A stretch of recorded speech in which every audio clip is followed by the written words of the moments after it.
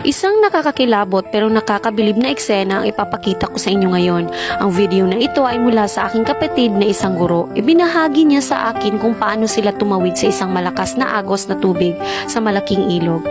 Kasama ang kanyang mga kasamahan, mga kapwa guro. At ang mas nakakagulat, may ilang mga batang tumutulong sa kanila para makatawid. Habang pinapanood ko ang video, hindi ko maiwasang makaramdam ng kaba para sa kapatid ko, para sa kanila. Napakalakas na agos ng tubig. At isang maling hakbang lang ay maaaring mahantong sa disgrasya. Pero sa kabila nito, parang kalmado lang ang lahat. Ang mga bata, sanay na sanay. Ang mga guro, kahit nahihirapan, mangiti pa rin sa kanilang mga mukha. Para sa kanila, tila isa lang itong ordinaryong hamon na kailangan nilang lagpasan. Pero ang tanong, ganito nga lang ba dapat?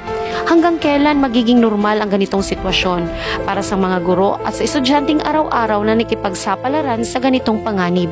Nakakabilib ang kanilang katatagan pero hindi natin maikakaila na may halong peligro ito. Sa tingin nyo mga ka-vibes, natutuwa ba kayo na tila naging adventure lang ito para sa kanila? O kinakabahan kayo para sa kanilang kaligtasan?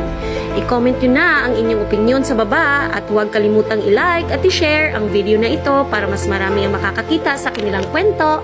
At syempre, huwag kalimutang mag-subscribe para sa mas marami pang ganitong kwento na tunay na buhay. Maraming salamat sa panunood. Bye!